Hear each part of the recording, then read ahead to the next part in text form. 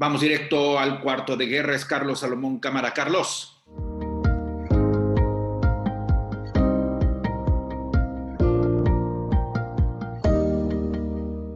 El milagro de los pobres, o algo así, se le puede llamar a lo que está pasando con las remesas recibidas en estos últimos años. En particular, en una economía afectada por el COVID.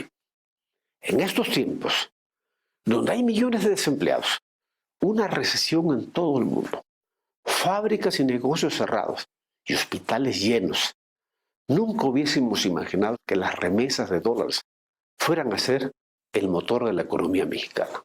40,000 millones de dólares. Sí escuchó usted bien. 40,000 millones de dólares que como escopetazos cayeron en todo el país en 2020. Más que el petróleo, más que el turismo, más que la exportación de manufacturas, más que todo el resto. Es increíble cómo los más pobres de los pobres soportan la vida económica. Los millones que viven en Estados Unidos envían a México dólares y más dólares. Allá tienen empleo y salarios que les permite vivir con modestia y por ende las caravanas no pararon ni con Trump ni con Biden. Es un tema económico. Les recuerdo que el salario mínimo en Estados Unidos es de $15 la hora y esto puede ser el salario mensual de mucha gente en América Latina. Lo mismo pasa en Europa. Las barcazas como las caravanas son ríos de hambre, de gente que huye de su país. Busca de una comida, de empleo, de esperanzas de vivir y que apenas llegan a su destino envían dólares a sus familias para que puedan adquirir lo mínimo en sus países de origen, lo necesario para subsistir y paliar el hambre en esos pueblos. La mano de Trump fue muy dura y el gobierno mexicano accedió a meter al ejército para detener a los miles de centroamericanos que han buscado llegar a los Estados Unidos. Hoy con Biden, la promesa es apoyar a su gobierno para que se hagan fábricas en los lugares de origen y evitar que salgan de sus países. Pero mientras esto suceda, las caravanas y las barcazas no pararán. No habrá fuerza que detenga la migración de los pobres. No hay manera de contener el hambre y el desempleo. Eso solo se logrará solo con una economía que sea capaz de generar empleos y salarios y que esté sustentada por gobiernos democráticos alejados de la corrupción. Solo de esta manera la gente se quedará en sus pueblos.